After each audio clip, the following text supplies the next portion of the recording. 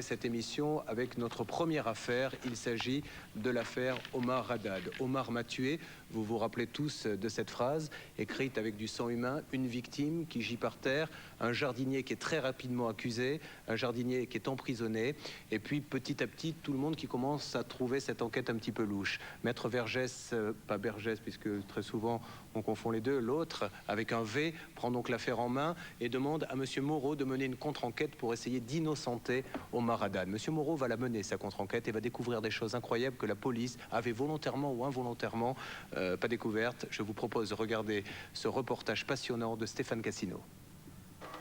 2 février 1994, cour d'assises de Nice. Omar Haddad est accusé du meurtre de sa patronne, la richissime Ghislaine Marchal.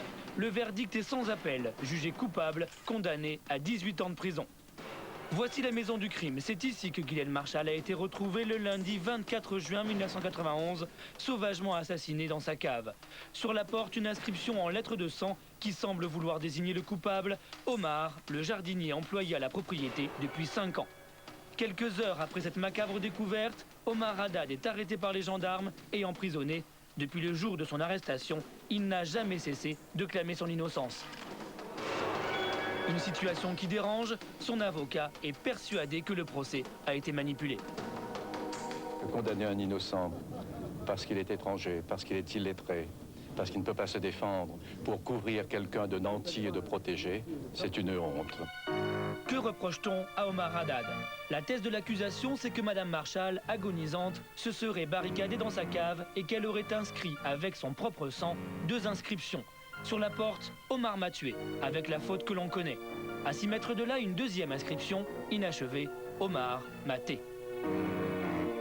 Madame Marchal a-t-elle eu la force d'écrire aussi lisiblement ces 2 phrases alors qu'elle était poignardée et dans le noir total? Et pourquoi cette faute d'orthographe, elle qui était si cultivée et passionnée par les mots croisés? Est-ce bien elle qui a écrit sur le mur? Maître Vergès n'y a jamais cru. Il affirme qu'Omar Haddad est victime d'une machination organisée par l'assassin. Le cas Omar Haddad est le cas quasiment unique où je mettrai ma main au feu que cet homme est innocent. Parce que toute l'accusation ne tient pas. Malgré les doutes qui subsistent, le temps passe et Omar Haddad continue à purger sa peine, emprisonné pour 18 ans.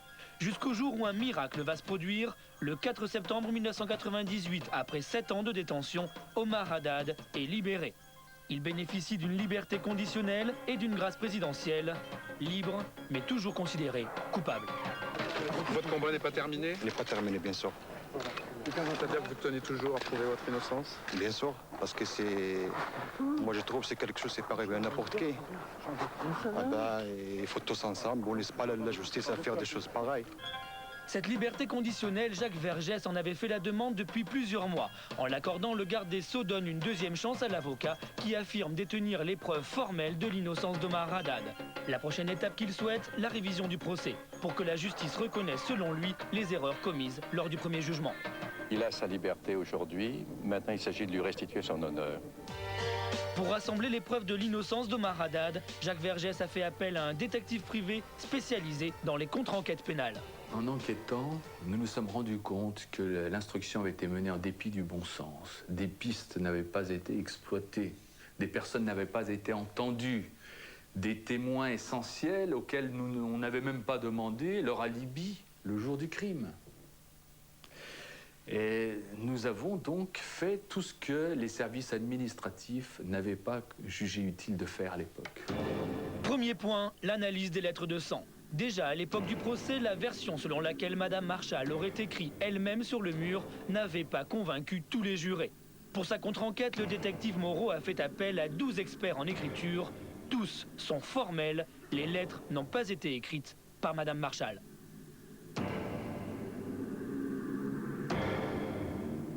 Les experts ont immédiatement constaté que la qualité du graphisme était telle que ça ne pouvait pas être fait de la main d'une femme qui avait reçu 17 coups de couteau, qui était éventrée, égorgée, qui avait un doigt coupé et qui avait reçu 5 coups de chevron sur le crâne, qui avait provoqué un œdème cérébral.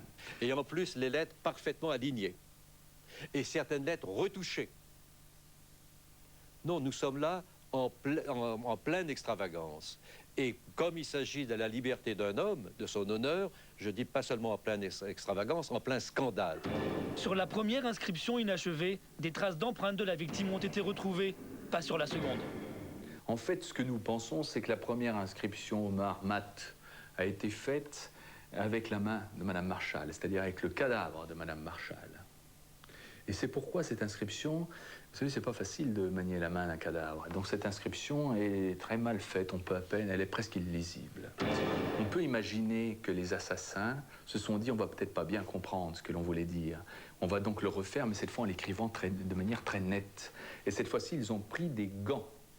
Et c'est pourquoi dans cette inscription totale, Omar Mathieu, on ne retrouve pas les crêtes digitales des doigts, ni de Madame Marchal, ni de personne d'autre. Deuxième point, pourquoi le corps de la victime a-t-il été incinéré quelques jours à peine après l'autopsie, empêchant ainsi toute contre-expertise? Plus troublant encore, lors du procès, 3 experts avaient fixé la date de la mort de Madame Marchal au lundi 24 juin 1991, mais ce jour-là, Omar avait un alibi. Il était à Toulon, auprès de sa famille, pour célébrer une fête religieuse. Le juge avait parfaitement constaté cette incohérence. Dans un des rapports, moi je m'en étais rendu compte, alors je l'avais écrit tout de suite en disant mais comment ça se fait que vous êtes trompé d'un jour dans votre rapport? Alors donc, selon le juge, les médecins légistes se sont trompés de date. En pleine instruction, on invoque une faute de frappe. La date du décès est alors fixée au dimanche 23 juin, lorsque l'emploi du temps du jardinier est un peu plus flou. Le matin, il travaillait dans cette propriété. Il affirme être rentré chez lui pour déjeuner. S'il s'était rendu chez Madame Marchal, il serait forcément passé par cette impasse, au moment même où Monsieur Vélard discutait avec un ami. Nous étions là entre midi 10 ou midi moins 5, midi et quart, Jean-Claude Goldstein et moi-même, et nous n'avons pas vu passer Omar. Ceci, je suis affirmatif à 100%. Quelqu'un qui venait d'où il travaillait, il devait obligatoirement passer devant chez nous. Pourquoi Omar Haddad aurait-il tué sa patronne? Pour lui dérober 2000 francs alors qu'elle le rémunérait 8000 francs par mois? D'autre part, pourquoi n'a-t-on pas retrouvé la moindre trace de sang sur ses vêtements? Et puis regardez cet objet, c'est le gourdin avec lequel l'assassin a assommé la victime. Les empreintes digitales n'ont jamais été relevées et ce gendarme le saisit à pleine main. Tout au long de l'instruction, l'enquête a été, selon Maître Vergès, orientée pour accuser Omar, même si les preuves semblaient de moins en moins fiables. 9 ans après les faits, Omar Haddad accepte de nous recevoir pour raconter son arrestation. La première question, je rappelle bien, la première question qu'il m'a posée, il m'a dit pourquoi tu as tué Madame Marchal? Et cette question à l'époque, j'ai rien compris. Et après, comme je parle très très mal le français, j'ai demandé à un gendarmerie, un interprète. Comme ça, on se comprend. Qu'est-ce que j'ai dit, qu'est-ce que le questionnement pose. Et le gendarmerie, ils me refusé interprète. Le mot de départ, j'ai dit, c'est pas moi, parce que je suis sûr de moi, c'est pas moi. Ça y est, pour moi, il n'y a pas le doute. Je sais bien, c'est pas moi. Et c'est vrai, le jour, le 2 février 1994, à la cour d'assises à Nice, le procès il a commencé, il a resté une dizaine de jours. Moi, dans ma tête, c'est l'acquittement. Moi, jamais j'ai pensé à la justice française à me condamner à 18 ans de prison pour rien. Jamais j'ai pensé à ça. Omar Haddad est-il coupable? Dans son rapport de contre-enquête, le détective Moreau affirme le contraire. Il va même plus loin. Il certifie connaître le véritable assassin. Nous avons réuni un faisceau de présomptions qui met en cause des personnes proches de Madame Marchal et ces personnes ont cru bon de voir se constituer de faux alibis. Et également, nous avons démontré que ces personnes avaient un profil qui pouvait leur permettre peut-être d'avoir commis ce type de crime. Et puis troisièmement, nous avons démontré également qu'ils avaient des mobiles pour l'avoir commis et pour pouvoir avoir fait également accuser un tiers, c'est-à-dire Omar Haddad. Dans ce crime affreux, il fallait chercher dans 2 directions. À qui profite le crime? Omar n'était pas l'héritier de Madame Marchal. Il fallait chercher qui, dans son entourage, parmi ses familiers, avait intérêt. Et on n'a pas voulu chercher dans ce milieu internationalement huppé. Il y avait le petit jardinier illettré qui travaillait à droite et à gauche pour faire 5 ou 6 000 francs ou 7 000 francs par mois. C'était le condamné idéal. Les proches de la victime détiennent peut-être l'explication de ce meurtre. En menant son investigation, le détective rencontre l'ex-majordome de Madame Marchal qui lui fait une révélation de la plus haute importance.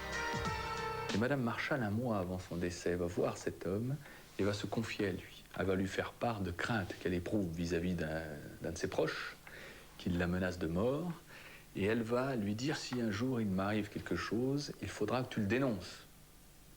Eh bien, cet homme, à l'époque, son témoignage n'avait pas été relevé par les services administratifs. Deuxième témoin capital, Liliane, la femme de ménage de la victime. Au moment du meurtre, elle affirme que Madame Marchal lui avait donné un congé exceptionnel de 2 jours. Le détective l'a rencontrée. La femme de ménage à qui les services administratifs n'avaient pas cru bon devoir lui demander ne serait-ce qu'une seule fois quel était son alibi. C'est dire si l'enquête était dirigée uniquement et exclusivement à charge contre Omar Haddad. Car ce témoin essentiel qu'était la femme de ménage, personne ne lui demande où vous trouviez-vous le jour du meurtre. Vous aviez été entendu, vous, à l'époque, par un juge, par le juge Renard dans l'affaire? Vous aviez été dans son cabinet, le juge, en tant que témoin, non? Non, non. Dans l'instruction? J'ai toujours été dans la gendarmerie. C'est uniquement les gendarmes qui vous ont entendu? Oui, oui. Pourtant, à cette époque, elle fréquente un homme surnommé Pierrot, qui a déjà été emprisonné pour meurtre. Il est pénible quand il boit. Il est terrifiant. C'est vrai? Très. C'est-à-dire, il peut être très violent? Très violent. Ça, oui. Et vous pensez qu'il serait capable de tuer quelqu'un dans cet état-là ou quoi? Quand il est sous? Ouais. Oui. Dernier témoin essentiel, le détective le retrouve en Tunisie. Il s'agit d'un maçon qui travaillait dans la maison qui jouxte celle de Madame Marchal le lundi 24 juin. Il est certain d'avoir entendu quelqu'un dans la propriété de la victime.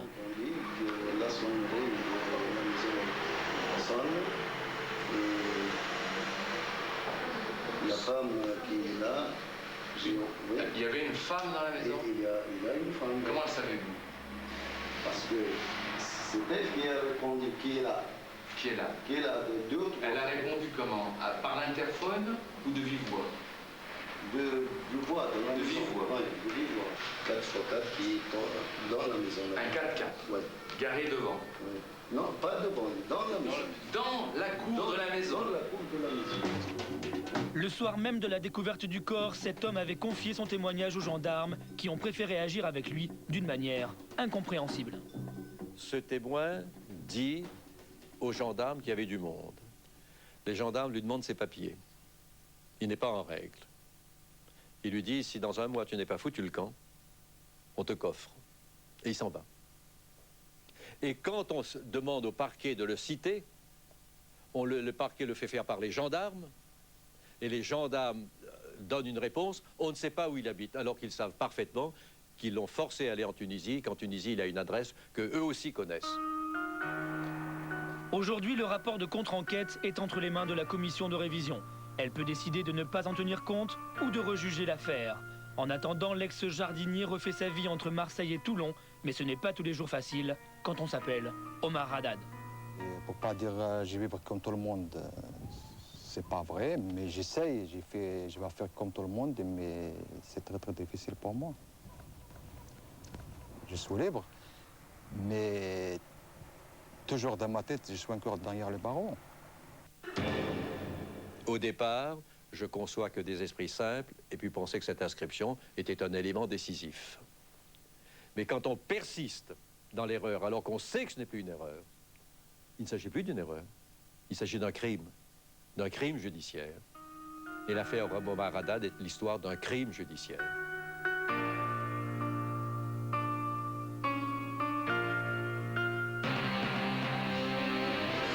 Le reportage de Stéphane Cassino sur cette contre-enquête de Roger-Marc Moreau auquel vous avez participé, Bernard Nicolas. Alors, il y a 2 points. Il y a l'analyse graphologique, enfin toute la partie graphologique avec le fameux Omar Mathieu, puis les différents interrogatoires des proches. Parlons d'abord de cet aspect graphologique d'Omar Mathieu. Est-ce qu'aujourd'hui, de manière définitive, on est capable de dire ce n'est pas la victime qui a pu écrire ça? Les enquêteurs, c'est-à-dire les gendarmes, sont partis du postulat que c'était forcément Madame Marchal, l'auteur de l'inscription accusatrice. Nous avons donc remis en cause ce postulat. En effet, cela reviendrait à dire que n'importe qui pourrait tuer une personne et marquer à côté du corps le nom d'un tiers. Eh bien, ce tiers serait immanquablement incarcéré et ne pourrait plus rien faire pour se disculper. C'est ce qui est arrivé à Omar Haddad. Mais on se croirait dans un mauvais feuilleton. Est-ce que ça veut dire que quand on découvre le cadavre de cette personne, il y a immédiatement des consignes qui sont données, étouffez-moi tout ça, c'est Omar Haddad qu'il faut accuser? C'est comme ça que ça se passe? Mais écoutez, c'est un cas peut-être un petit peu particulier tout de même, parce que nous avons affaire à une sphère qui fait que c'est une famille très honorablement connue, qui a de très grandes relations. Alors effectivement, le traitement qui va être accordé à cette affaire va être un petit peu différent. D'accord. Maître Bergès, je vais d'abord poser une question à Jamel et je vous en pose une après, puisque sur la grâce présidentielle, je vous ai vu réagir, Jamel, pendant ce reportage et vous semblez assez indigné par tout ce que vous avez vu. Bah oui, c'est clair, c'est triste, quoi. Comment on peut être aussi bête que ça? Comment on peut accuser? Comment on peut être aussi dur? C'est n'importe quoi, je veux dire. C'est n'importe quoi, cette histoire. Moi, quand j'ai appris ça, on met un mot... déjà, une personne qui est en train de mourir... À mon avis, elle cherche à respirer. Elle cherche à se débattre pour vivre. Elle va pas mettre, oui, j'ai le temps, je prends mon sang, je mets Omar m'a tué. Ça, je n'arrive pas à comprendre comment il y a des personnes qui gèrent tout ça, ont réussi à être aussi bêtes. À mon avis, c'est pas de la bêtise parce que ça a été de la trahison et ça a été, comme il l'a dit tout à l'heure, la... Jamel, sans faire un débat, ce n'est pas le moment ni le thème de l'émission sur le racisme, mais s'il s'était appelé Pierre Dupont, vous pensez que les choses auraient été un peu différentes? Non, je pense pas. Ça aurait pas été différent, sauf qu'il fallait... Il fallait un bouc émissaire, enfin il fallait une personne pour... voilà, je pense pas que ça soit un problème de racisme. Alors, question de droit maintenant, Didier Bergès.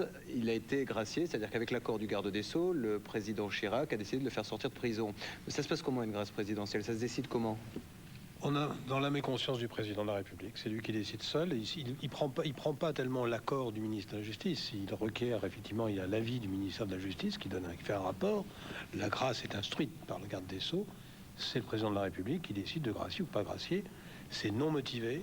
Il n'a absolument pas à se justifier. C'est un pouvoir exceptionnel qui est hérité un peu des rois de France. On gracie.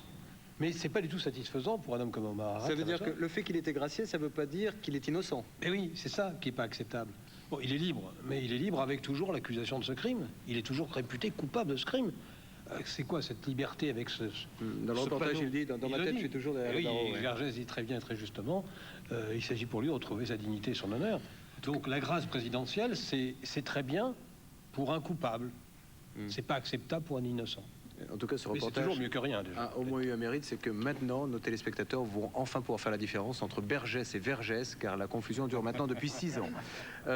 Avant de passer à autre chose, Bernard Nicolas, c'est vous qui avez été l'un des premiers, d'ailleurs peut-être même le seul ou le premier à avoir interrogé cette femme de ménage. Vous aviez senti qu'il y avait vous aussi du louche là-dessous?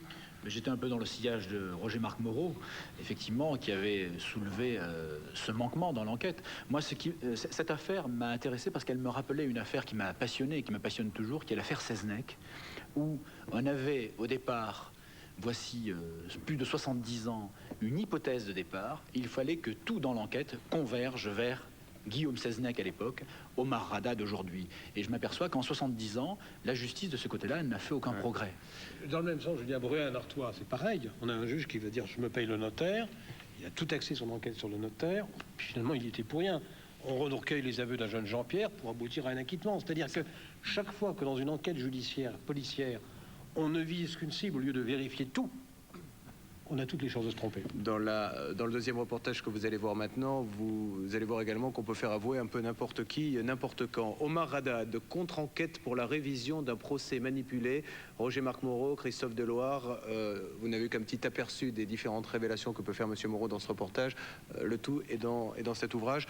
Donc maintenant, on attend quoi? La révision? Maintenant, nous visons effectivement d'obtenir la révision du procès d'Omar Haddad, de manière à lui rendre son honneur, et de manière également peut-être à le dédommager, car Omar Haddad a quand même souffert énormément. Il a fait 7 ans, 2 mois et 8 jours, ajoute-t-il, toujours de prison, durant lesquels il a fait une très longue grève de la faim. Il s'est tailladé les poignets, il essayait de proclamer son innocence du fond de sa cellule. C'est une question que l'on pourra poser à Maître Bergès dans quelques instants, parce que s'il est question d'indemnisation dans le cas, je dis bien dans le cas où le juge décide que votre fils, madame, est innocent, alors il faudra qu'il y ait une belle indemnisation, puisque le fils de madame est maintenant en prison depuis 14 ans. Il a été mis en prison à l'âge de 16 ans, et une contre-enquête que vous allez voir maintenant pourrait, tout ceci bien sûr au conditionnel, mais vous allez voir qu'il y a des faits quand même très étranges dans ce reportage de Karen Abouab. Les faits vous sont rappelés maintenant, ainsi que la contre-enquête. Regardez attentivement. 28 septembre 1986, la petite ville de Montigny-les-Metz, dans l'est de la France, est sous le choc. Sur le ballast qui borde la voie ferrée sont retrouvés les corps de 2 enfants, âgés de 8 ans, Cyril et Alexandre, sauvagement assassinés, les crânes fracassés à coups de pierre. Durant 8 mois, l'enquête va piétiner jusqu'à l'arrestation d'un jeune voisin des lieux du crime, Patrick Dils, alors âgé de 16 ans. Il sera jugé et condamné sur ses seuls aveux faits en garde à vue et sans preuve matérielle le 27 janvier 1989 à la réclusion criminelle à perpétuité. La plus lourde peine jamais infligée à un jeune mineur. Incarcéré depuis bientôt 14 ans, Patrick Dils n'a jamais cessé de clamer son innocence en signant toutes ses lettres par ces 2 mots pathétiques, l'innocent est compris. C'est tout simplement l'innocence qui me tient debout et qui me donne la force chaque jour, chaque matin, de me lever et puis de continuer mon combat pour cette innocence. Mais paradoxalement pour ses parents qui depuis près de 14 ans lui rendent visite chaque semaine au parloir, le savoir innocent en prison est presque plus terrible à vivre que s'il avait été coupable, chose qu'ils n'ont jamais imaginée. À mon avis, c'est la plus grosse erreur judiciaire qui peut y avoir. Mettre un enfant innocent en prison. C'est la pire des injustices. Il n'y a pas de mot assez fort. Oui. S'il avait été coupable, ça aurait été beaucoup plus facile pour nous d'accepter. Oui. Parce que c'était une peine méritée à ce moment-là. Et chaque matin, depuis près de 5000 jours que leur enfant est en prison, ils imaginent le pire. Alors moi aussi, j'ai eu très peur à un moment donné. Il était tout seul, il ne savait pas à quoi se raccrocher. On ne pouvait pas le voir, on nous a interdit de le voir. C'était très dur pour lui. Première lueur d'espoir pour la famille Dils, le 21 juin 1999, la commission de révision des peines décide de transmettre le dossier à la chambre criminelle de la Cour de cassation, qui choisira prochainement ou non d'annuler la condamnation de Patrick et de le rejuger ou même carrément l'acquitter. La réouverture du dossier a été possible grâce à l'apport de nouveaux éléments capitaux, résultat d'un travail de longue haleine mené par l'avocat, mais aussi le comité de soutien, emmené par Jean-Claude, un ami d'enfance de Patrick. Avec son épouse et les membres du comité, Jean-Claude a repris le dossier d'instruction point par point. Lorsque ma femme Marie-Claire s'est vraiment attelée à décortiquer le dossier de Patrick, et là on a donc remarqué différentes choses qui nous paraissaient, nous, suspectes, voire incohérentes pour nous qui étions complètement novices. Novices mais déterminés à sortir Patrick de prison, ils vont mener durant plusieurs mois une véritable contre-enquête. Puis afin de mettre toutes les chances de leur côté, ils conseillent aux parents Dils de s'adresser à un nouvel avocat, Maître Florent, à qui ils présentent le résultat de leurs investigations. Quand j'ai pris connaissance de ce dossier et que j'en ai fait la synthèse, c'est qu'à part les aveux de Patrick Dils, il n'y a aucune preuve objective de la participation à ce double crime. Il n'y a aucun témoin.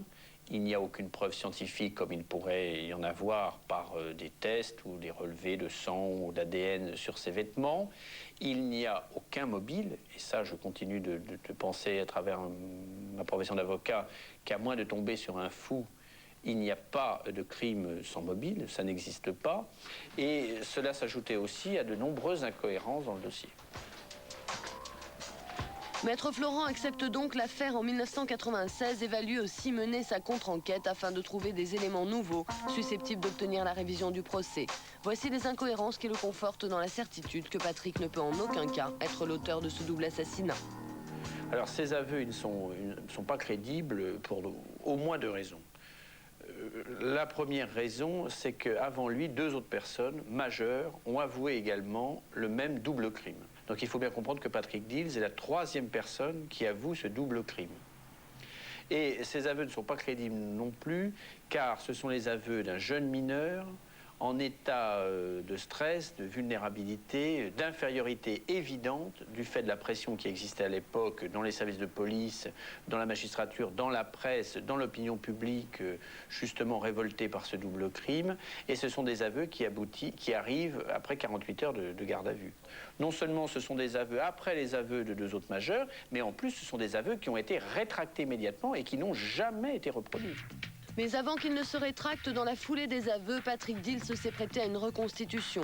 Lors de cet exercice, la police attend de l'inculpé qu'il refasse avec exactitude les gestes qu'il dit avoir accomplis au moment du crime. Le comité de soutien s'est également penché sur le dossier, faisant état de la reconstitution. À partir de ce lampadaire, un petit peu en biais, voilà, 14 mètres. et on va se retrouver sur les lieux du crime. Nous avons refait le chemin que Patrick a dit dans ses PV de la reconstitution, de sa première comparution. Et vous voyez, à aucun moment, Patrick atterrit là où les enfants ont été tués. Les enfants, d'après les témoignages de Patrick, une fois c'est là, une fois c'est là. Alors que les enfants ont été tués là. Il situe toujours l'endroit du meurtre entre deux voies de chemin de fer. Or, ce meurtre s'est passé entre une voie et les taillis. Un autre point qui nous a également paru curieux, c'est le fait que la tête d'un des enfants était enfoncée de 8 cm dans le sol, suite, toujours d'après les aveux de Patrick, de 2 coups de pierre, un peu comparables à celle-ci. Et nous avons essayé de refaire le geste de Patrick en frappant sur un caillou qui matérialiserait la tête et de voir si en frappant sur le caillou, on arrivait à enfoncer le caillou de 8 cm dans le sol. Donc si on n'arrive pas à le faire avec un caillou dur, a fortiori on ne peut pas le faire avec un crâne humain qui est plus tendre. En un mot, la reconstitution a été pour l'accusation une catastrophe puisqu'elle ne correspondait absolument pas à la réalité du double assassinat et encore moins aux aveux, ce qui montre bien que les aveux n'étaient pas conformes à la réalité. Lorsque le médecin légiste relève le corps des 2 enfants martyrisés au mois de septembre 1986, il fixe l'heure de la mort, comme c'est son métier, et à cette heure-là, Patrick Dils est à quelques centaines de kilomètres avec son père, sa mère, dans sa maison de campagne, en présence de nombreux témoins. Durant les 8 mois d'enquête, l'heure du décès des enfants est fixée entre 17h et 18h. Mais voilà qu'à la période où Patrick Dils s'est arrêté, un témoin résidant à 200 mètres des lieux du crime dit se souvenir avoir entendu des pleurs d'enfants vers 18h45, le soir du drame, soit 8 mois plus tôt. Notre contre-enquête nous a amené à essayer de vérifier la véracité donc, de ce témoignage et nous sommes placés dans les conditions qui étaient à l'époque le soir, en criant là où les enfants ont été trouvés, savoir si on pouvait entendre donc, les cris de cette maison. Et c'est quasiment impossible vu la circulation qu'il y a sur la route à grande circulation qui passe juste derrière la maison. Et c'est pourtant sur ce seul témoignage que l'heure du crime sera changée et fixée cette fois vers 19h, heure à laquelle Patrick n'a plus d'alibi. Pourquoi avoir modifié cette heure tardivement et comme par enchantement, ce qui permet, je dirais, de retirer l'alibi de Patrick Dils et par là même de l'arrêter et de le mettre en examen pour ce double crime. Rappelons que ces crimes ont été perpétrés avec une telle violence que les enquêteurs ont observé dans un rayon de 1 mètre autour des corps des 2 victimes des projections de sang et de fragments osseux. Ce qui signifie que l'assassin était forcément maculé de sang de la tête aux pieds. Or, personne n'a vu Patrick couvert de sang. Ce soir-là, normalement, ses vêtements auraient dû être tachés de sang, mais non seulement ses vêtements, mais ses mains, sa figure, ses cheveux. Chaussures. Les chaussures, tout... Il aurait dû être couvert complètement de sang. Si j'avais eu le moindre doute et si j'avais remarqué des taches de sang sur les habits, je l'aurais dit, et je l'aurais dit à la police et j'aurais dénoncé Patrick. Non seulement le dossier d'instruction ne présente aucune preuve à charge de Patrick Dils, mais fait troublant, le comité de soutien a remis la main sur 2 procès-verbaux présents dans le dossier, mais passés sous silence à l'époque de l'instruction. L'un est le témoignage d'une personne qui dit avoir rencontré un homme plein d'éclaboussures de sang sur sa chemise et ses mains. L'autre témoin décrit un homme grand et denté, portant de grosses lunettes et circulant à vélo. Alors pourquoi ces témoignages dont les descriptions ne correspondent nullement au signalement de Patrick Dils n'ont-ils pas été soulignés alors qu'il s'agissait d'éléments à décharge? Là encore, le comité de soutien s'interroge. Mais l'élément capital et surtout nouveau qui a motivé la demande en révision du procès est la présence sur les lieux et à l'heure du crime d'un tueur en série.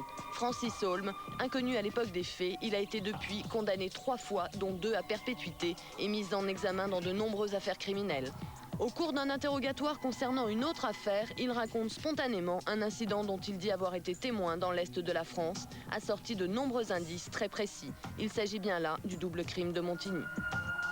Les propos de Francis Holm étaient très précis en ce qu'il avait parlé à M. Abgral d'un double crime dans la région Est, portant sur 2 enfants, avec des voies ferrées, avec un pont, avec des pierres qui auraient été jetées par les enfants, le tout avec des pompiers, de la police, force attroupement et des poubelles industrielles. Il précise bien également être passé à vélo, avoir vu les enfants et avoir reçu de leur part un certain nombre de pierres sur la tête.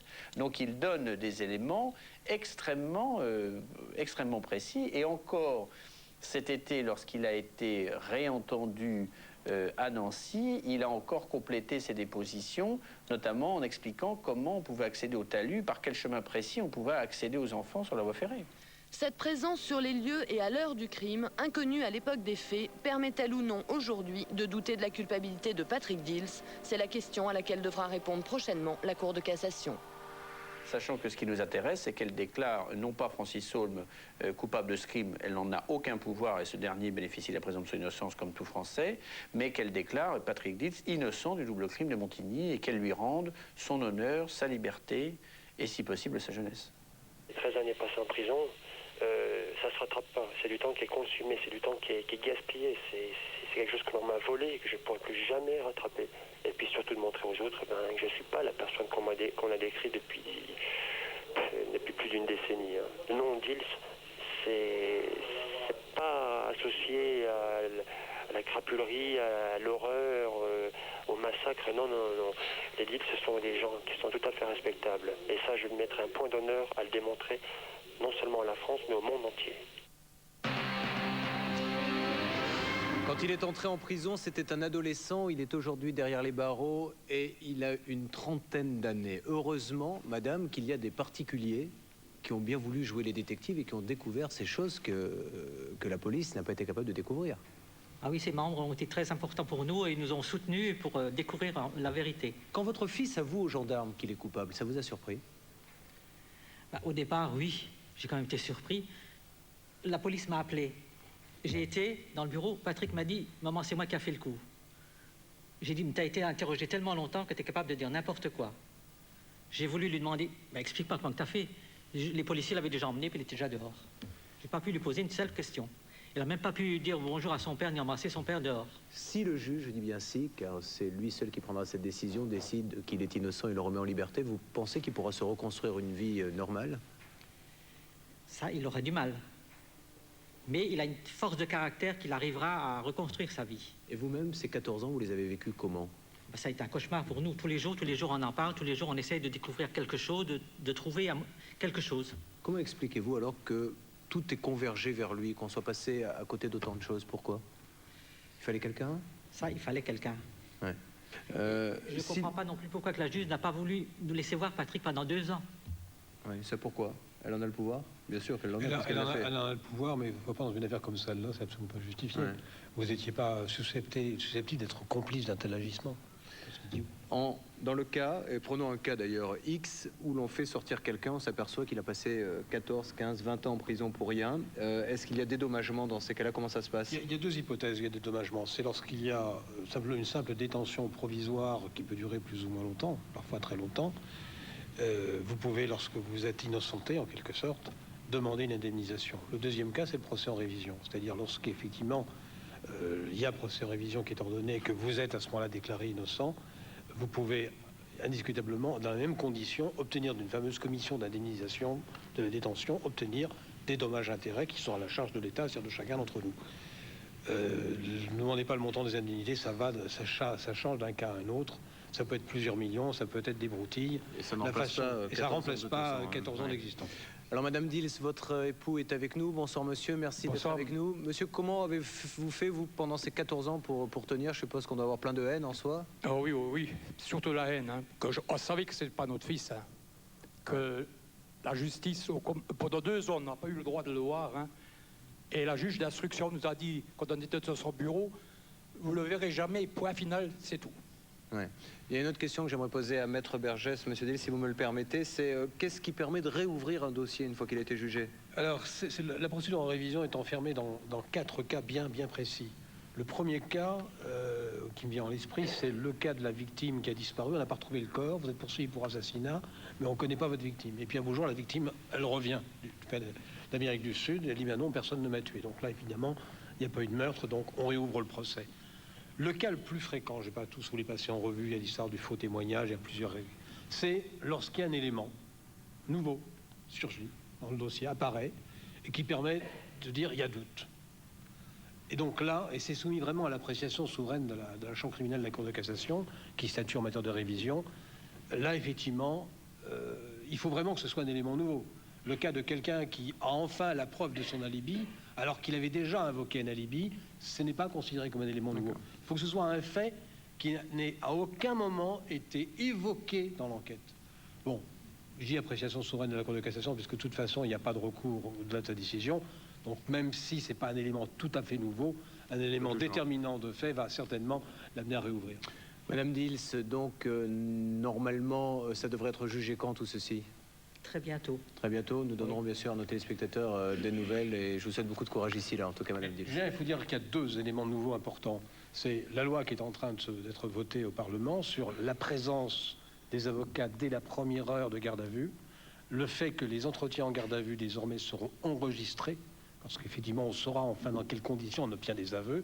Puis le deuxième aspect, c'est le fait qu'en matière d'assises, désormais, il y aura probablement un appel. En tout cas, on avoue facilement dans votre région, hein, puisqu'il y en a deux qui ont avoué avant que ce soit votre fils. Ouais. Dans quelques instants, nous donnerons la parole à Christophe Thiozo, qui, dans son nouvel ouvrage « Ma descente aux enfers », nous promet de terribles révélations sur sa vie, et nous parlerons de tout ce qu'il a vécu à travers un superbe reportage et l'interview qu'il nous accordera.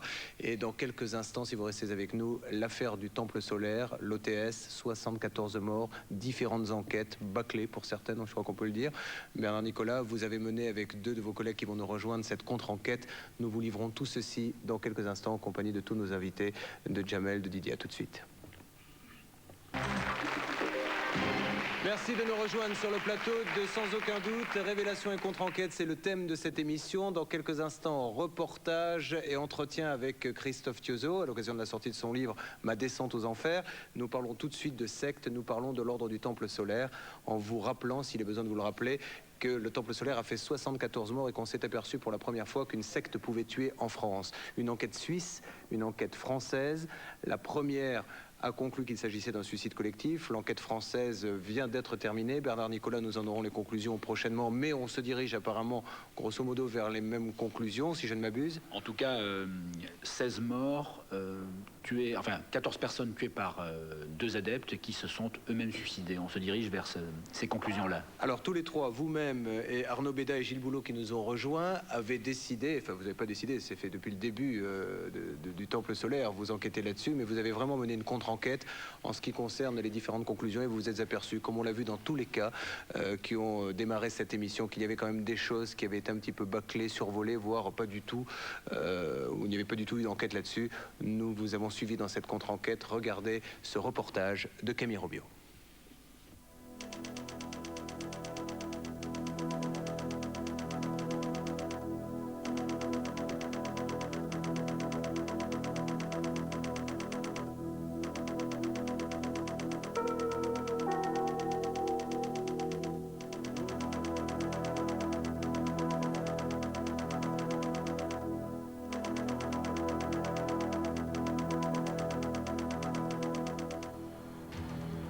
Massacre, 74 morts, 74 membres de l'ordre du Temple solaire.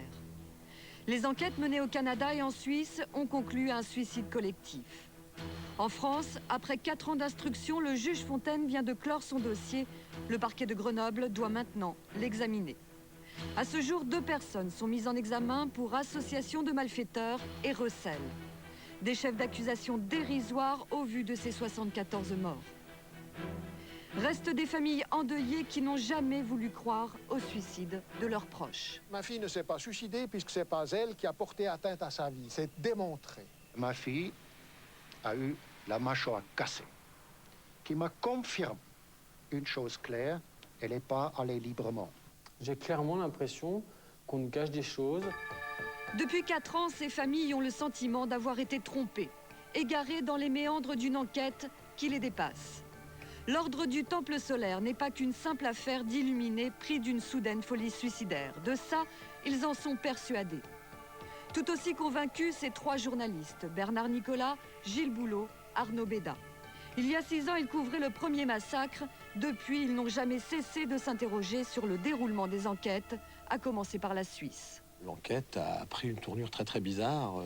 Dès le 2e jour, toutes les pièces à conviction de la chapelle de Chéry ont été brûlées, sous le regard des journalistes et des caméras de télévision qui ont pu le filmer.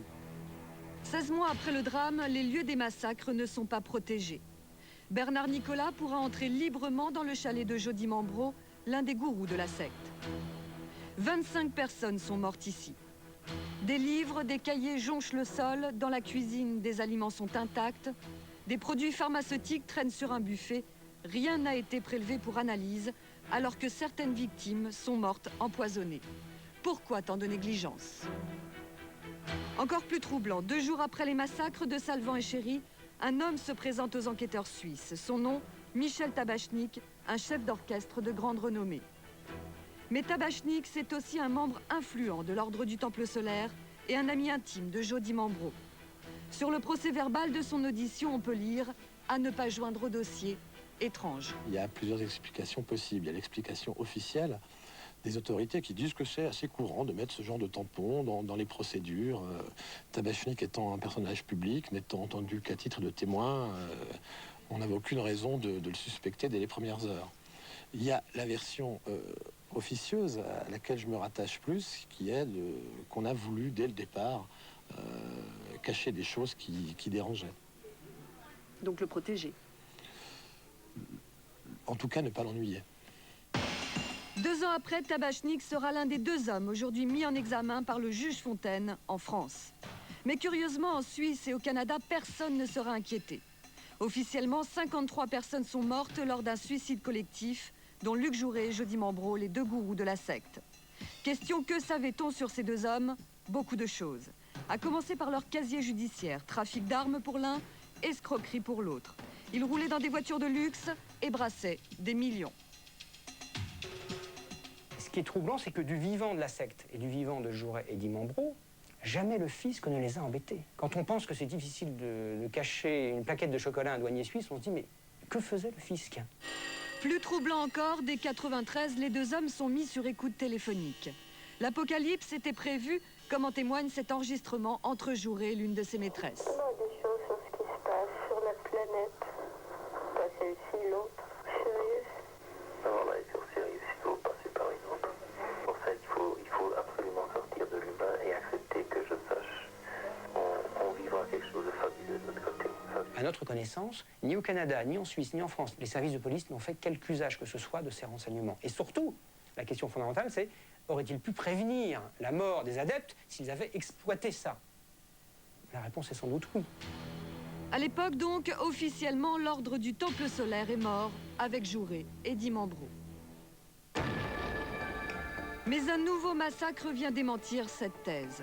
Le 23 décembre 1995, à Saint-Pierre-de-Chérennes, dans le Vercors, 16 personnes, dont 3 enfants, sont retrouvées carbonisées.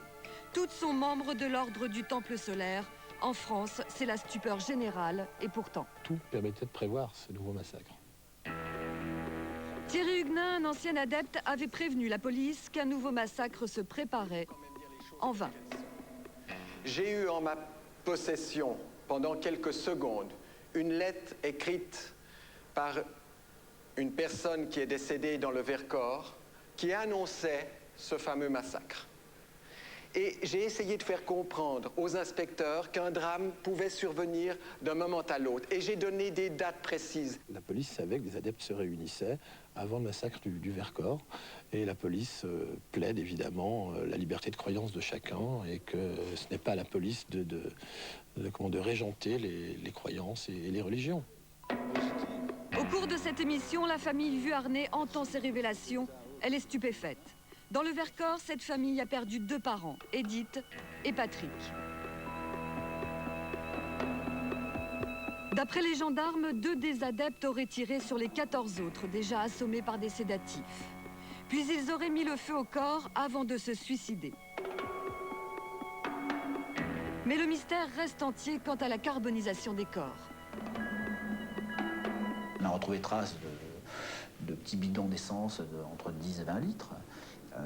Comment, avec si peu d'essence, on pouvait brûler des corps en plein hiver, en pleine zone humide, avec de la neige autour, au point où on les a trouvés carbonisés. Le problème, c'est que les dernières expertises sont complètement contradictoires avec les premières. Ça n'est absolument pas satisfaisant pour les parties civiles. Là, il reste un point non expliqué, en tout cas mal expliqué.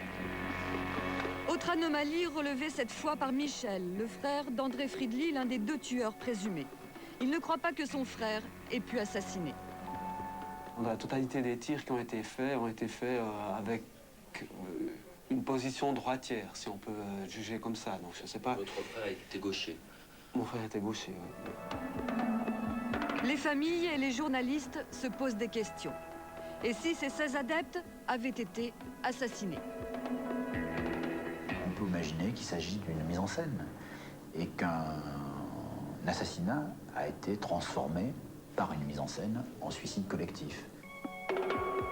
Dans ce massacre, l'autre tueur présumé est un policier, Jean-Pierre Lardancher. Et parmi les victimes se trouve Patrick Rostand, ami et collègue de Lardancher. Ces deux policiers n'étaient-ils que de simples adeptes à la dérive? On peut se poser la question. En effet, on sait maintenant qu'ils se rendaient régulièrement au ministère de l'Intérieur. Qui voyait-il? Sur le sujet, veuillez questionner le ministère de l'Intérieur pour savoir ce qui se passait avec ces gendarmes-là. On nous a toujours dit non, il n'y a aucun intérêt à le faire. C'est hallucinant. Je ne comprends pas. C'est quand même pas très habile, parce que ça ne peut que conforter les parties civiles qu'il y a quelque chose de louche là-dedans. Au-delà des visites que rendaient ces deux policiers, Lardancher et Rostand, au ministère de l'Intérieur, on note, nous, dans nos témoignages, les témoignages qu'on a recueillis, on note des allées et venues dans Paris, à différentes adresses.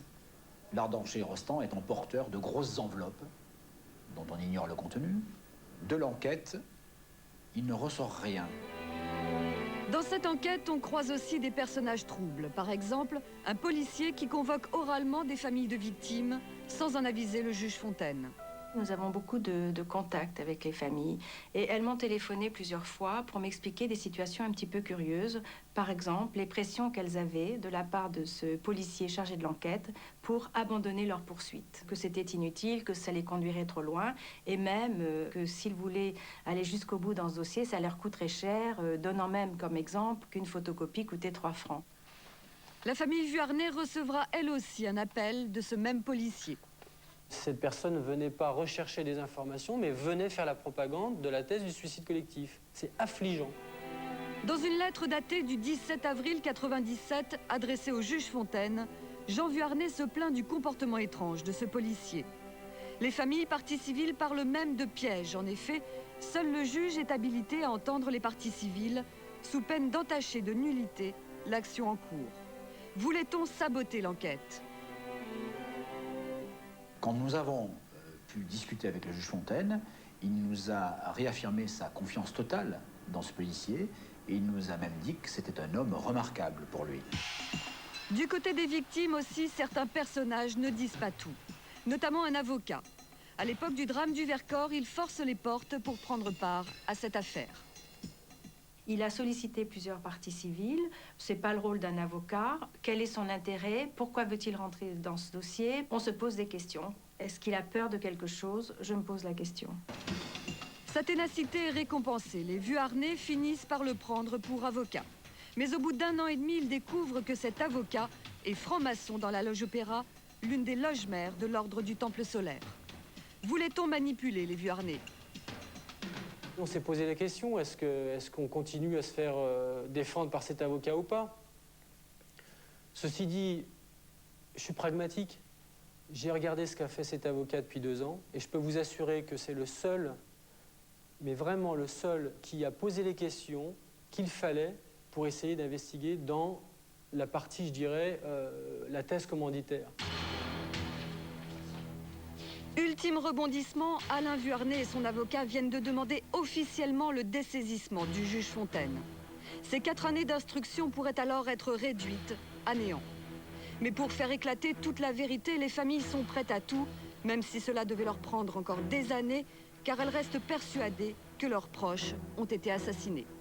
Je pense que les véritables responsables, ils sont dans la nature et aujourd'hui, comment vous dire, ils ont presque, à mon avis, réussi le crime parfait. Essayons de faire un peu de lumière maintenant sur toutes ces choses particulièrement louches. Arnaud Béda, bonsoir. Vous êtes donc journaliste et grand reporter à l'Illustré. Faisons un point précis sur les conclusions de l'enquête suisse.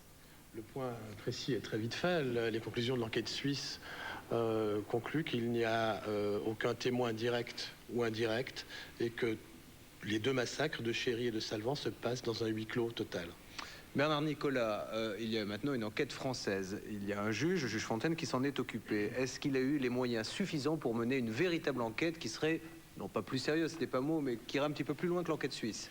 Pour compléter le reportage que nous venons de voir, qui est un résumé effectivement de ces 4 ans d'instruction, dans notre propre démarche, il ne s'agissait pas d'accabler le juge Fontaine. C'est un magistrat qui a fait son travail, je pense, le plus honnêtement possible. C'est un homme intègre, nous en sommes persuadés. Simplement, on ne lui a donné aucun moyen.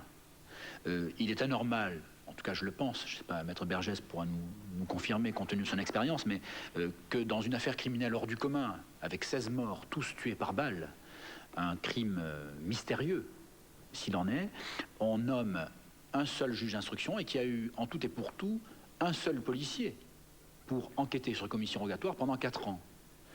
Au-delà de ça, ce magistrat avait le travail quotidien d'un juge d'instruction. On le submergeait pas de dossier, évidemment. Il ne pouvait pas s'y en occuper à plein temps. C'eût été trop gros. Ouais. Mais il avait le travail de la petite délinquance quotidienne à faire. Et donc, il ne pouvait pas travailler exclusivement là-dessus. Est-ce qu'il a été menacé? Il dit l'avoir été, effectivement, à partir d'une certaine époque, aux alentours de 1997. Le policier qui travaillait avec lui a fait savoir également qu'on leur avait conseillé de faire attention lorsqu'ils empruntaient telle ou telle piste. Alors revenons sur ce policier, le seul et unique collaborateur donc, du juge dans cette enquête. Il va voir des témoins, il demande des interrogatoires. Et il n'en a pas le droit, c'est quand même assez douteux ça. Alors oui, là c'est un point essentiel pour nous. Toute l'enquête parisienne autour des 2 policiers morts dans le Vercors et qui avaient à l'évidence d'autres complices dans la police, c'est ce que nous révélons dans notre livre notamment, l'enquête sur ces 2 policiers n'a pas été faite. Alors, est-ce que ce policier qui téléphone aux parties civiles en les dissuadant de poursuivre leur plainte, en tout cas en leur demandant de les retirer, ce policier qui dit que Arnaud et moi-même sommes des auteurs de romans policiers, que l'ADFI, que nous connaissons bien, nous venons de voir la présidente Janine Tavernier, qui est souvent venue dans vos émissions, Julien, est la présidente d'une secte anti-secte. Les gens se posent quelques questions.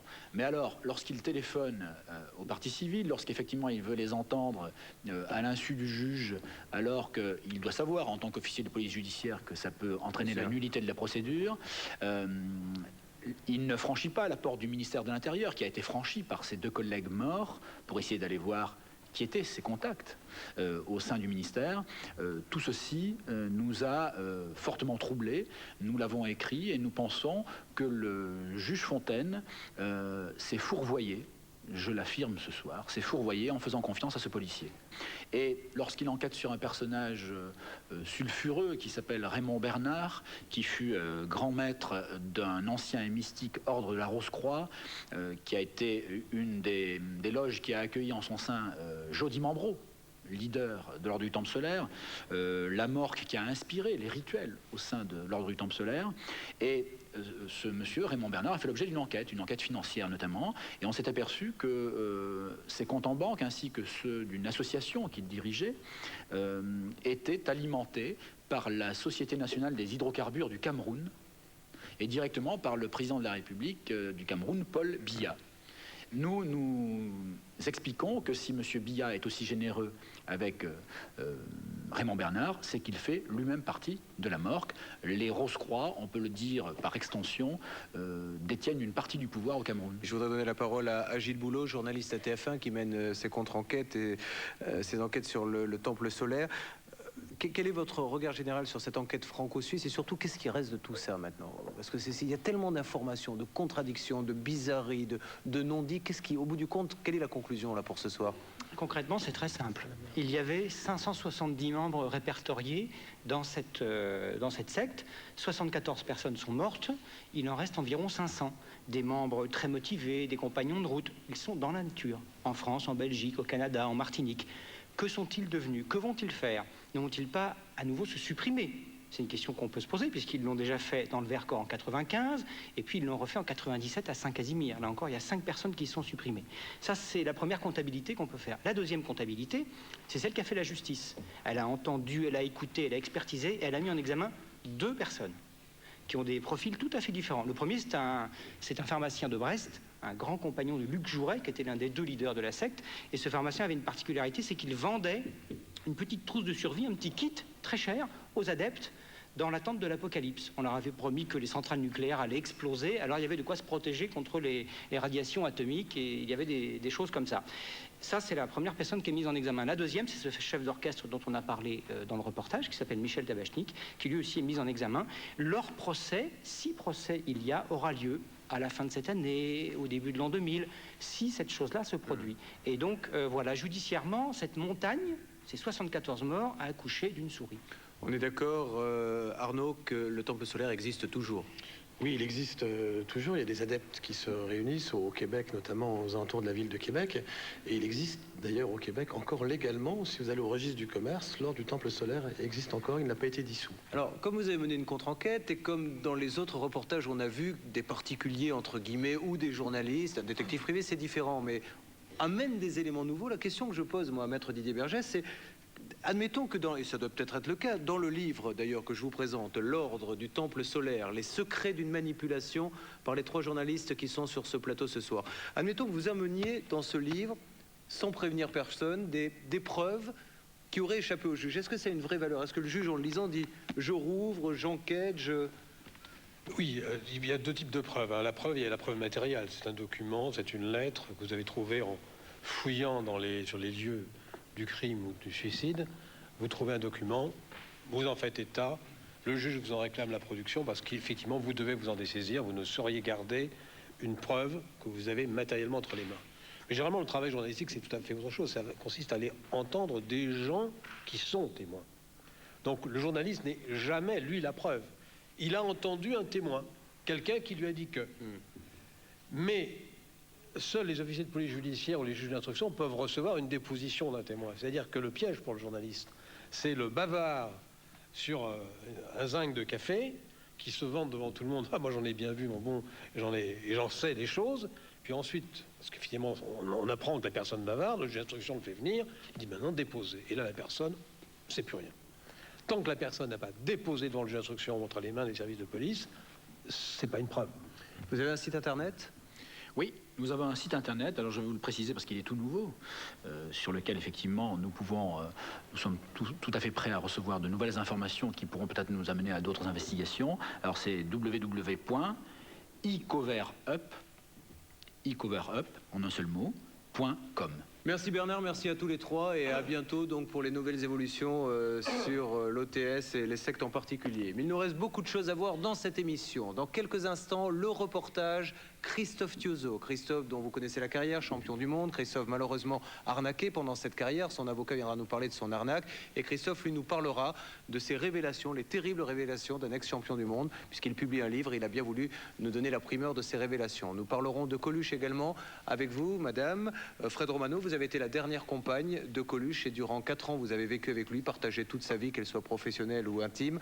Et puis bien sûr, Jamel, qui est notre invité, qui lui aussi mène plusieurs combats, hein, celui pour la réhabilitation du grand champion qu'il est. Il redémarre maintenant. Et puis nous parlerons de sa carrière, sa carrière exemplaire et tout ce qu'il a fallu faire pour en arriver là. D'accord ? On se retrouve tous dans quelques instants. À tout de suite. Bienvenue à tous ceux qui viennent de nous rejoindre. Révélation et contre-enquête, tel est le thème de cette émission. Jamel Bourras est à mes côtés, tout comme Bernard Nicolas, son confrère qui a écrit ce livre dont nous avons parlé tout à l'heure, L'ordre du temple solaire. Et j'étais en train de faire le sommaire de l'émission, c'est pour ça que je parlais de l'ordre sommaire. Christophe, donc bonsoir, merci d'être avec nous.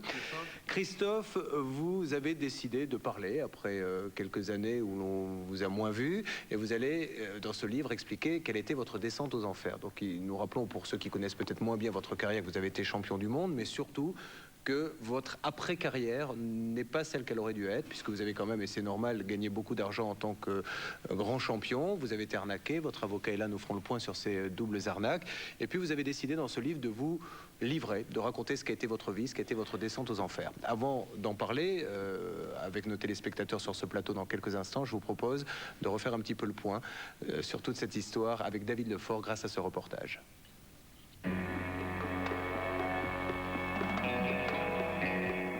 Christophe Thiozo était de la race des seigneurs, un champion au pédigré bien particulier de ceux qui cultivent d'un même élan la haine, la rage et l'amour. Un boxeur d'exception, 32 victoires dont 19 avant la limite, 3 titres de champion du monde et de l'argent, beaucoup d'argent. J'avais mis de côté 10 millions de francs. Christophe Thiozo, c'était tout ça, la boxe, mais aussi une vie d'excès, l'alcool, les femmes, la cocaïne, une trajectoire à angle droit, un vrai rôle de décomposition. Pourtant, sa carrière débute en fanfare. Jeux Olympiques de Los Angeles 1984, Thiozo décroche une médaille de bronze, la première pour un Français depuis 20 ans, du jamais vu. L'année suivante, il passe professionnel. On dit de lui qu'il est doué, que sa technique n'a d'égal que son punch. Thiozo devient une superstar. Les victoires s'enchaînent jusqu'en mars 1990. Ce soir-là, d'un crochet fulgurant, il abat le Coréen Il Chulbeck. Thiozo est jeune, il est beau, il est champion du monde et surtout, il se croit riche à millions.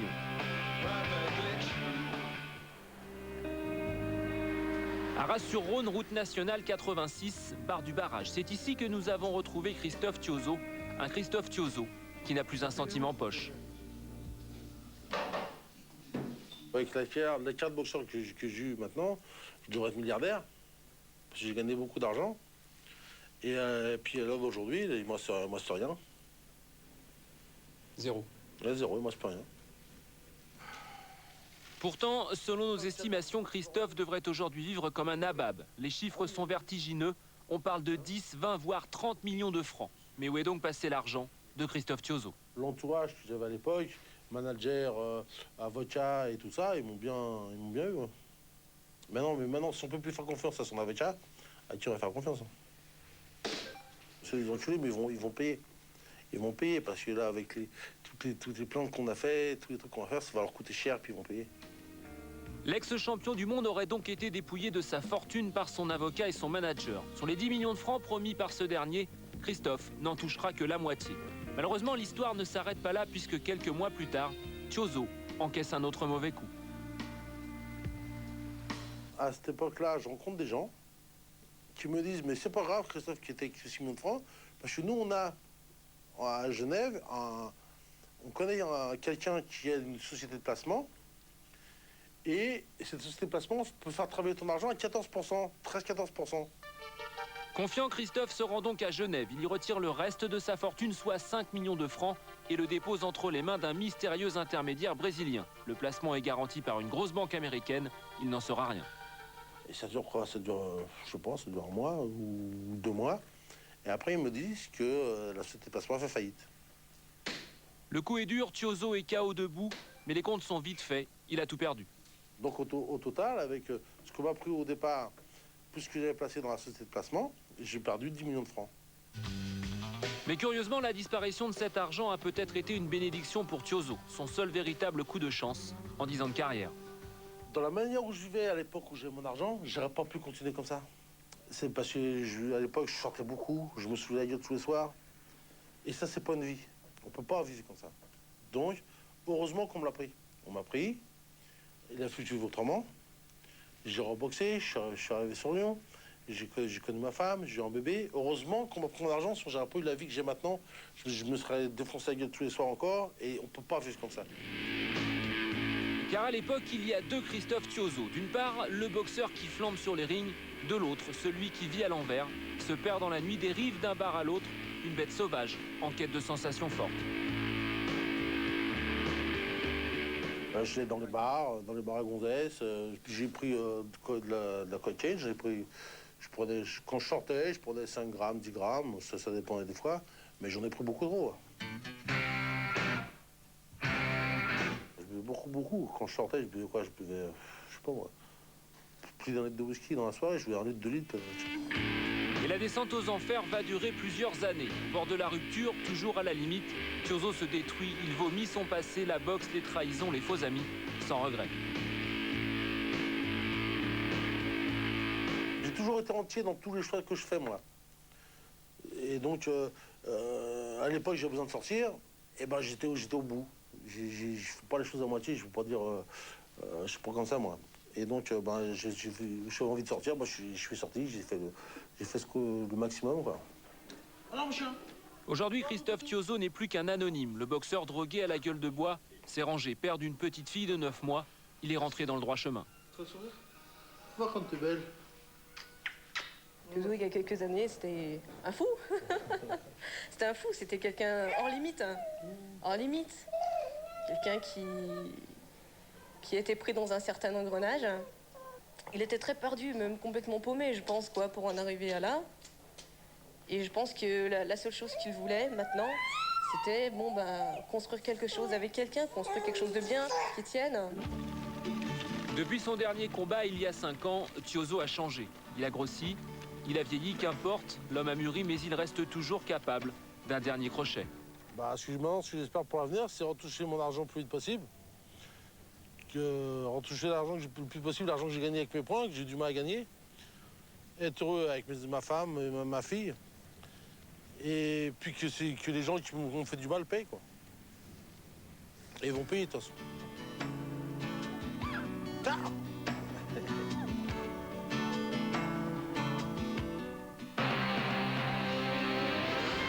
Voilà l'histoire résumée de Christophe Chiozo que nous devons à l'excellent Yann Arnoux. Inutile de vous dire que vos adversaires auraient certainement préféré vous voir sur le ring avec la tête que vous avez quand vous tenez votre bébé que celle que vous aviez à l'époque quand vous montiez sur le ring. Hein. C'est pas tout à fait la même. Donc Christophe, il y a 2 aspects. On parlera de l'arnaque, de la double arnaque avec votre avocat dans quelques instants. Mais parlons maintenant de cette descente aux enfers dont vous parlez d'ailleurs sans retenue dans ce reportage. Qu'est-ce que vous recherchiez dans ces sorties nocturnes, alcoolisées, etc. Non, mais bon, la descente aux enfers, c'était surtout quand on m'a volé mon argent. Je veux dire, après les matchs, comme je dis dans le reportage, j'allais dans les bars à filles avec des amis. Bon, je prenais de la cocaïne, mais ça, c'était pas la descente aux enfers encore. Enfin, la cocaïne, c'est quand même, vous êtes un sportif de niveau, voilà, vous prenez de la cocaïne. Mais ça, la cocaïne, j'en ai pris beaucoup trop, puis c'est pas bien. Et qui vous a fait découvrir la cocaïne? Comment vous l'avez découvert? C'était la première ligne que j'ai fait, la première ligne de cocaïne, j'ai fait avec mon manager à l'époque, c'était à New York. Qui connaissait bien les principes du management sportif de haut niveau. Et après, c'est devenu régulier, vous en preniez tout le temps? Non, c'était pas régulier. Enfin, après, quand j'avais un championnat du monde à faire ou un match à disputer, je partais 2 mois m'entraîner. Et pendant 2 mois, voire 2 mois et demi, je ne touchais plus du tout à la cocaïne. Est-ce que vous aviez, on l'a un peu compris dans ce reportage, mais vous aviez un entourage qui a quand même pas mal profité de vous, de votre argent, de votre notoriété, du fait que vous pouviez attirer beaucoup de gens, beaucoup de femmes? Ouais, sûrement, ouais, ça c'est sûr. Ouais. Et aujourd'hui, ces gens-là, évidemment, vous n'avez plus de nouvelles? Non, j'ai plus de nouvelles. Puis moi, j'ai coupé les ponts avec beaucoup de personnes. Maintenant, les gens que je fréquente, c'est des gens dont je suis sûr, quoi. Quand vous avez écrit votre livre, Ma descente aux enfers, vous avez eu le recul nécessaire pour vous dire, mon Dieu, tout ce que j'ai vécu, enfin vraiment, j'ai vraiment été loin, quoi. Ouais, non, mais j'étais loin, ouais. Mais j'avais un besoin d'écrire ce livre parce que c'était un besoin pour dire à mes amis, à ma famille, aux gens que j'aime et qui m'aiment, leur dire, bon voilà, ça c'était comme j'étais avant, maintenant j'ai changé, maintenant c'est plus pareil. Alors, Maître Jurami, pardon, vous étiez en train de boire les paroles de votre client. On a bien compris qu'il y a une double arnaque. Il y a déjà les gains de Christophe qui ne lui ont pas été reversés, ceux qu'on aurait dû lui reverser. Et puis, il y a d'autres personnes qui lui ont dit, donne-nous de l'argent, on va te le placer, qui l'ont arnaqué. Où en est-on aujourd'hui? Peut-être un peu grâce à vous, on a avancé beaucoup. Disons à nos téléspectateurs, vous étiez déjà venus pour en parler. Oui, c'est ça. On est déjà venu une première fois pour en parler et ça remuer pas mal de choses et de gens. Nous avons 3 éléments nouveaux qui sont considérables. Le premier, c'est que nous avons le relevé du compte en banque de Christophe Chiozo depuis le début de sa carrière professionnelle en 85 jusqu'à la fin en 92. Eh bien, Monsieur Courbet, on n'a pas pendant cette période versé 1 centime de tout ce que Christophe Chiozo a gagné, alors que cet argent était supposé être versé sur son compte. On l'a donc abusé. Deuxième élément considérable, c'est que j'ai pu savoir de manière certaine que sur les 30 et quelques combats qu'il a fait 5 championnats du monde. Pour les 5 championnats du monde, les droits télévisuels, je ne vous en dirai pas plus, se sont élevés à 8 540 000 francs, c'est-à-dire 854 millions de centimes. Eh bien, sur cette somme, puisque son dernier championnat du monde est du 5 juin 92 contre Jeff Harding, sur cette somme, il n'a pas touché 1 franc. Ça n'est que quand il s'est fâché et qu'il est allé chez son conseil financier, je ne peux pas en dire plus, mais ce qui m'intéresse, c'est que c'est quand même quelqu'un qui est assuré professionnellement, et c'est comme ça que je vais récupérer l'argent de Christophe.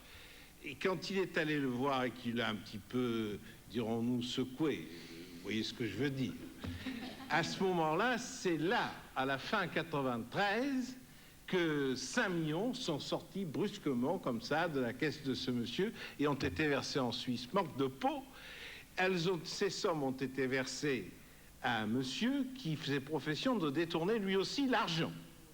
Heureusement qu'il a versé sur le compte d'une banque qui a fait une faute capitale, parce qu'en Suisse, on a l'obligation de savoir d'où vient l'argent, et la banque ne l'a pas fait, et on pourra récupérer, j'espère, la deuxième partie sur la banque.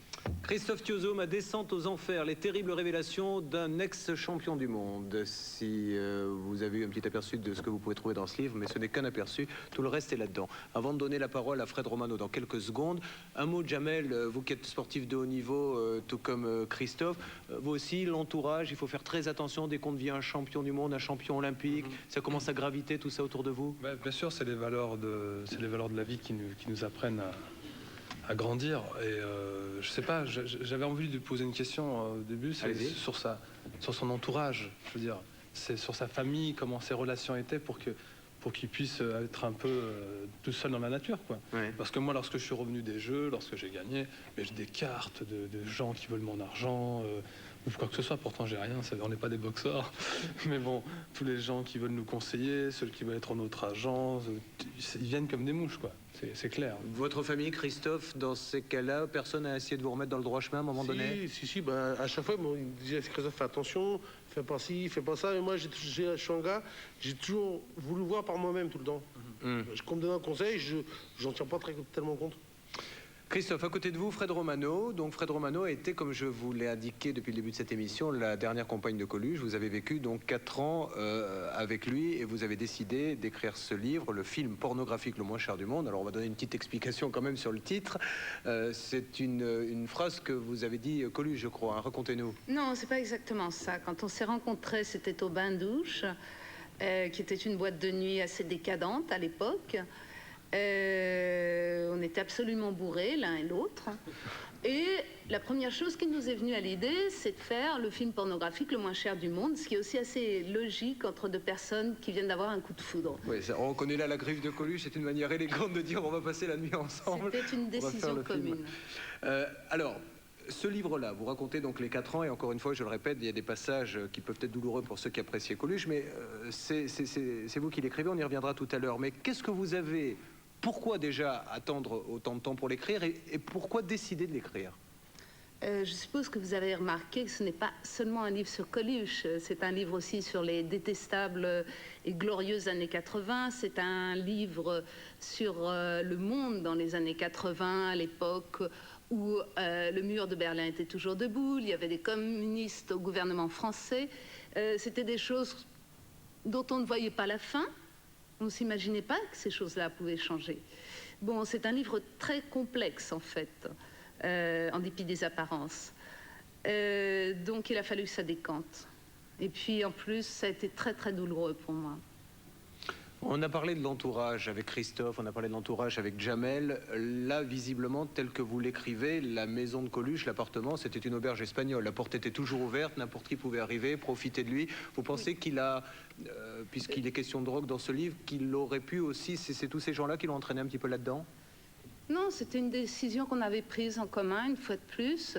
C'était d'ouvrir la maison à tous les amis, de ne pas faire quelque chose de bourgeois et de dire, voilà, c'est notre maison, là, vous n'entrez pas, là, vous avez le droit de rester, là, non. Non, nous, c'était tout ouvrir, faire en sorte que tout le monde participe à cette joie, à cette liesse. Alors, dans son entourage, vous ne citez pas de nom, mais il y a des personnages quand même qui sont facilement identifiables. C'est comme si je disais le judoka Jamel B. C'est à peu près dans ce style-là que vous écrivez. Donc, il y avait apprendre et aller. C'est certains que vous adoriez dans ses proches et d'autres que vous écorchez vraiment. Pourquoi? Parce qu'aujourd'hui, il ne vous adresse plus la parole? Oui, il y a un certain Jean Y qui en prend quand même pour son grade. Non?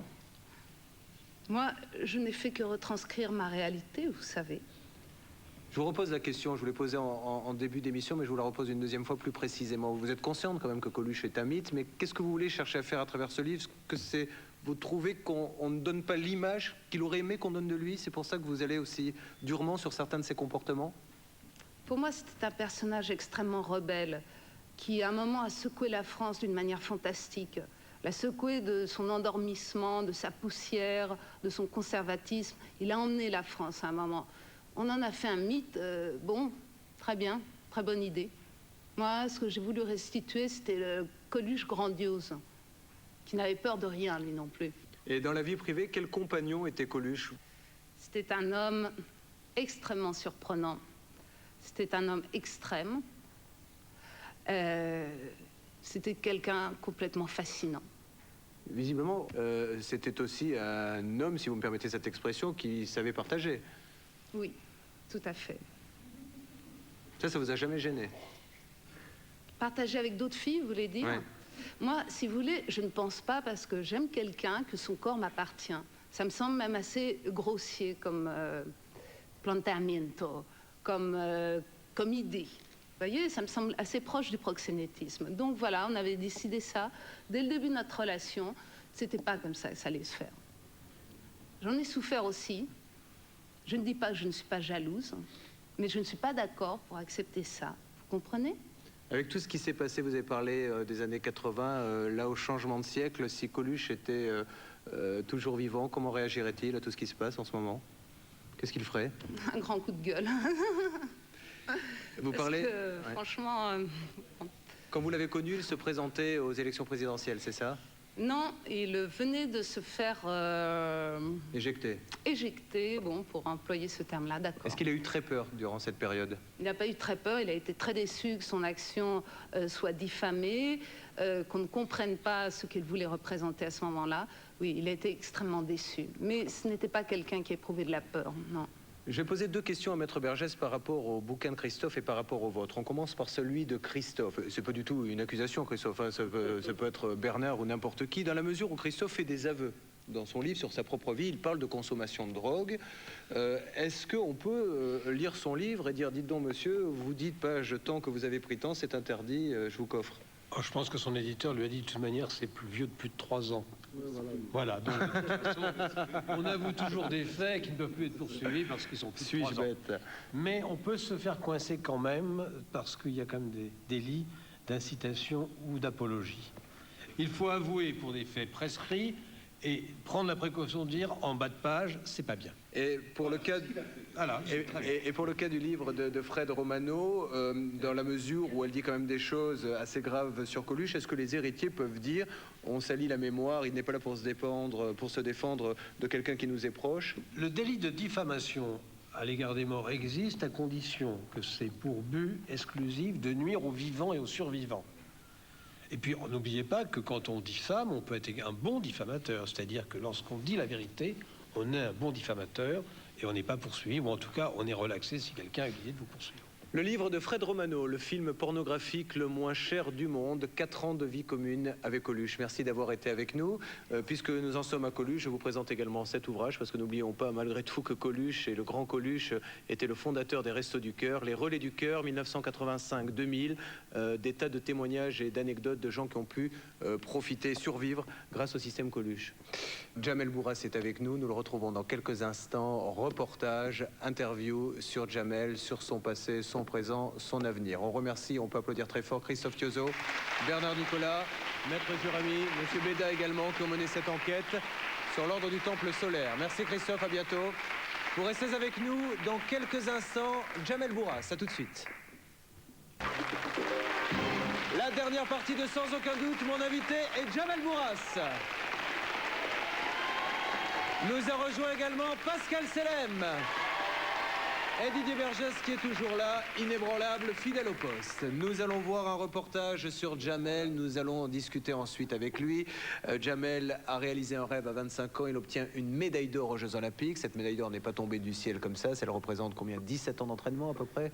17 ans d'entraînement, non. 14. J'ai commencé à 8 ans, ouais, ça doit faire ça. Donc elle représente 25 moins 8 ans d'entraînement, pour ceux qui comptent beaucoup plus vite que moi. Et un jour, il a fallu se battre contre le doute. Le jour où vous avez été accusé de dopage, ça a été un deuxième combat suite à celui que vous avez mené sur le tatami pour avoir votre médaille d'or. David Lefort nous explique tout ceci, on en parle avec Jamel ensuite. Regardez. Octobre 97, le judoka Jamel Bourras vient d'être suspendu pour dopage. D'entrée, le champion clame son innocence. Je suis vert, je suis dégoûté. Mais bon, je sais même pas quoi dire, quoi. Franchement, je suis vraiment dégoûté. Maintenant, moi, je garde la tête haute parce que je sais que je suis innocent. Je vais continuer la bataille jusqu'à la mort. En 96, à Atlanta, Jamel Bourras avait enthousiasmé la France entière en devenant champion olympique. Un an plus tard, les caméras sont toujours là, les instances sportives aussi, mais tous l'accusent. L'essentiel pour eux, c'est le pouvoir, l'argent, il n'y a que ça qui compte. Ils savent même pas ce que c'est 15 ans d'entraînement. 15 ans d'entraînement qui l'avait conduit ici, en finale des Jeux Olympiques d'Atlanta. Jamel Bourras est un inconnu face au Japonais Koga, l'outsider, c'est lui. Impressionné par le palmarès de son adversaire, les arbitres rappellent Jamel à l'ordre pour non-combativité. Une injustice au vu de l'engagement du Français qui va lui donner la force de terrasser une montagne. Jamel a rendez-vous avec son histoire, il empoigne son destin. Les juges sanctionnent le Japonais, le triple champion du monde et tenant du titre, doute. Qu'est-ce qui nous guide? Qu'est-ce qui nous fait que pendant un combat, on se dit dans la tête, c'est dur? Ou qu'est-ce qui nous dit de dire non, c'est pas dur, c'est à moi, c'est moi qui dois aller dessus? C'est la tête, c'est tout est la tête. 3 drapeaux blancs en guise de victoire, Jamel est champion olympique. Koga n'en revient pas, lui le maître, le sensei comme on l'appelle au Japon, reste KO debout, hagard. Le monde vient de s'écrouler sous ses pieds. Tout à l'heure, c'est Jamel Bourras qui montera sur la plus haute marche du podium. Moi j'en ai rêvé d'être champion olympique. Moi, dès l'âge de 14 ans, tu vois, 14 ans, 14-15 ans. Il était venu pour gagner. Le judoka français Jamel Bourras a donc réussi son pari en devenant champion olympique cette nuit à Atlanta. Jamel, oui. Comment t'as fait pour battre un japonais? En héros, Jamel est accueilli sur ses terres à Givors, en banlieue lyonnaise. Jamel partage sa victoire, mais il est le seul à en connaître réellement le prix. Oh, c'est terrible. Toi, quand je gagne, quand je fais des combats, c'est pour moi-même. Avant tout, c'est mon plaisir personnel. Les gens prennent trop l'habitude de... Tu vois, on prend trop l'excuse de dire oui, c'est pour les gens que je fais ci, c'est pour les... C'est déjà pour soi, déjà. Avant de donner aux gens, il faut donner d'abord à soi-même pour être, tu vois, pour donner des bonnes choses. Ça fait plaisir. Ça marque qu'il est médaillé olympique et qu'il revient nous voir. Il pense à nous. C'est bien. Il est vraiment près de là où il a vécu, quoi. Vous êtes fier? Je suis très très fier. J'ai eu la chance d'avoir eu une bonne éducation, d'avoir eu une famille vraiment, tu vois. Vraiment une famille parce que mes parents, les grands-parents aussi, ont éduqué pour que cette base reste solide. À Atlanta, c'est la première fois que ses parents se retrouvent au bord du tatami. Jamel leur offre une Marseillaise olympique. En 97, le ministère des Sports déclare la guerre au dopage. Fallait-il que des têtes tombent? 2 ans de suspension à compter de ce jour, dont la seconde année sera assortie du sursis. C'est tout, messieurs. C'est la sanction pour Jamel. Sa famille va l'aider à tenir. Et dans l'adversité, il va aussi reconnaître ses vrais amis. Pour lui, comme pour moi, comme pour ses vrais amis, c'est clair, quoi. Lui, le jour où ça lui est tombé sur la tête, il nous a dit... Moi, écoutez, je sais pas d'où ça vient, j'ai rien pris. Moi, ça y est, c'est clair, il me l'a dit une fois, ça suffit. Il veut tout le temps être droit, dans le droit chemin, donc il n'accepte pas qu'on ait une image autre que celle-là. Que ce soit les politiques ou que ce soit les médias, vous, tu vois, il y a des choses où vous vous êtes trompés, où les politiques se sont trompés, n'ont pas dit... ont donné des fausses vérités. Les doses de nandrolone retrouvées en 97 dans les urines de Jamel sont très largement supérieures à la norme. Reste que devant les arguments du judoka, un doute persiste, mais ce doute ne lui a pas bénéficié. Il sera finalement condamné à 15 mois de suspension. Malgré toutes ces démarches, Jamel Bourras n'a pas réussi à faire accepter officiellement qu'il puisse y avoir une erreur. Aujourd'hui, c'est un champion meurtri, mais sa vérité éclatera peut-être en septembre au prochain JO. Le seul truc, c'est qu'il y a une injustice. Il faut pas qu'on quand même s'il y a des... faut qu'on trouve la vérité, c'est tout. C'est comme ça. Et là, je crois qu'on a prouvé beaucoup de choses. Ils m'ont rendu la médaille. S'ils m'ont rendu la médaille, c'est que c'est un très grand pas en avant, tout ça. Jamel Bourras, reportage David Lefort. Jamel, donc dans ce livre, Jamel Bourras, Combat vers la lumière, vous racontez votre vie et précisons tout de suite que ce n'est pas un livre sur le dopage et sur votre histoire de dopage, ça représente 2 chapitres. Hein. Tout à fait, sur 12 chapitres. Exactement. Donc vous parlez, alors je peux donner les chapitres parce que ça nous donne bien une idée de ce qu'est votre livre. Vous parlez de la terre de votre grand-père, la France de mon père, mon enfance, Paris me voilà, mes victoires, la flamme olympique, le temps des illusions, l'heure des trahisons, etc. Vous parlez beaucoup de votre éducation, j'ai un petit peu la même opinion que vous. Vous pensez que vous n'auriez pas pu être un champion et arriver jusqu'à ce but suprême, la médaille d'or, si vous n'aviez pas eu un cocon familial aussi équilibré? Oui, tout à fait. Si déjà j'avais pas eu une bonne base. Parce que je me suis rendu compte de pas mal de choses tout au long de mon existence. Je suis encore en vie. Que, en fait, on juge rapidement. Et lorsque moi j'ai eu la chance d'avoir ces parents-là, si j'avais eu d'autres parents, je ne serais pas le même. Parce qu'on dit, enfin on dit, je veux dire, il y a un proverbe qui dit un bébé c'est comme un papier blanc, c'est les parents qui écrivent dessus. Mais lorsque tes parents écrivent dessus des mots d'amour ou des bonnes choses, ben, normalement tu sors quelqu'un de normal un peu. Mais lorsque on n'écrit rien dessus, on te laisse dehors à l'âge de 10 ans, je donne des exemples un peu jusqu'à minuit, 1h du matin, et quand on te jette à manger par le balcon ou quoi que ce soit, comment tu peux sortir quelqu'un de normal? Alors vos parents étaient là, on voit votre père, hein, le jour de la médaille d'or aux Jeux Olympiques. Avant de commencer à combattre, vous échangez un regard, vous sentez sa présence? À chaque fois, avant de monter, parce que j'ai fait 5-6 combats dans la journée, hein, pour arriver en finale, je leur faisais un signe comme quoi ça allait aller. Ils souffraient plus que vous? Ils souffraient plus que moi, parce que moi c'est moi qui avais quand même les... C'est le monde qui s'est écroulé quand on vous dit vous êtes dopé alors que vous clamez votre innocence? C'est pas le monde qui s'est écroulé. Vous savez, tout au début de l'émission, lorsque je suis là à côté de tous ces gens là, qu'on fait, enfin, l'autre qui a fait 14 ans de prison, même sans parler de gens comme ça, des injustices, même de la vie. Lorsque je rentre chez moi, ouais, et que je commence à pleurer sur mon sort, en disant ouais, tu te rends compte ton histoire de dopage, et que je me rends compte quand même, attends, tout de suite je relativise, je me dis Jamel, attends, mais puisque vous parlez d'eux, et à moindre niveau, comme vous le dites, puisqu'il y a quand même une gravité moindre, est-ce que cette écorchure, même si un jour on dit c'est clair, Jamel Bourras il ne s'est jamais dopé, est-ce qu'elle reste à vie pour l'entourage? Est-ce que vous sentez que c'est quelque chose qu'on ne pourra jamais effacer? Non, je pense que c'est vrai qu'on dit calomnier, il en restera toujours quelque chose. Mais c'est pour ça que notre combat, ce combat vers la vérité aussi, c'est pour ça qu'on est à la recherche, à la quête de cette vérité, pour nous-mêmes déjà, pour soi-même, pour sa famille, pour son entourage, pour que cet entourage reste toujours solide. Et puis voilà, c'est tout.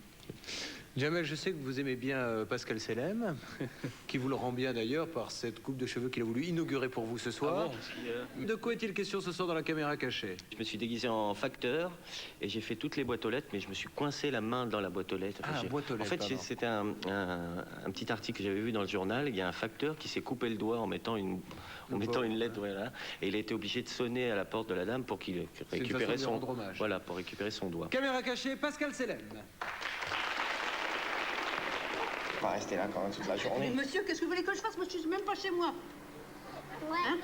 Bah, apportez-moi un sandwich et puis je vais... Vous avez raison, alors là... Voilà, ça y est, regardez, il est coupé.